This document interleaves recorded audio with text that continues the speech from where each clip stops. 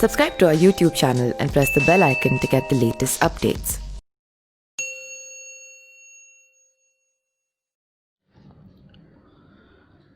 बिहार विधानसभा चुनाव की तारीख जैसे जैसे नज़दीक आती रही है वैसे वैसे महागठबंधन और एनडीए में सीट शेयरिंग को लेकर अटकलों का दौर बढ़ता जा रहा है। महागठबंधन में सीट शेयरिंग को लेकर लगातार उपापोह की स्थिति बनी हुई है। वैसे गठबंधन के महत्वपूर्ण घटक आरजेडी और कांग्रेस के नेता उच्च स्तरीय वार्ता की दुहाई दे रहे हैं, जबकि वीआईपी पार्टी राजद द्वारा खुद को संतुष्ट करने की बात करती नजर आ रही है। लेकिन सबसे ज़्यादा अगर फसीहत झेलनी पड़ रही है तो वो हैं उपेंद्र कुशवाहा। दरअसल शुरुआती दौर में सीट शेयरिंग के मुद्दे पर जिस तरीके से कुशवाहा ने कांग्रेस का दामन थामा, वैसे में राष्ट्रीय जनता दल रालोसपा को तवज्जो देने से गुरेज कर रहा है। कांग्रेस की माने तो फिलहाल सीट शेयरिंग को लेकर आरजेडी से वार्ता चल रही है, लेकिन यह वार्ता कब पूरी होगी इसका पता कांग्रेस नेताओं तक को नहीं पता है। कांग्रेस कितनी सीटों पर चुनाव लड़ेगी इस बात को लेकर कांग्रेस कुछ भी बोलने को तैयार नहीं है।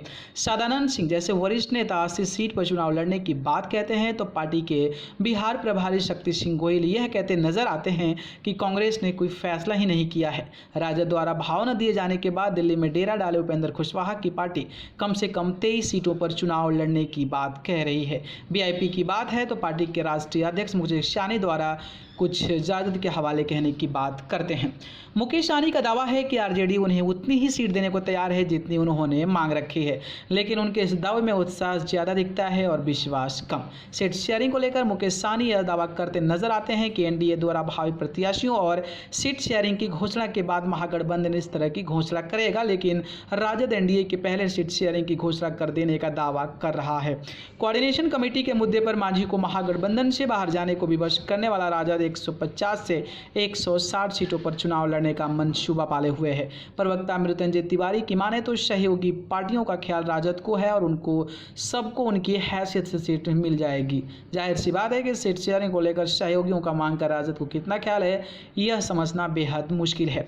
सीट शेयरिंग का मुद्दा आने वाले दिनों में कौन सा रूप लेगा यह बता पाना फिलहाल मुश्किल है, लेकिन सीट शेयरिंग को लेकर महागठबंधन के दलों के बीच खींचतान और बार्गेनिंग से बिहार की राजनीति दिलचस्प दौर में जरूर पहुंच चुकी है।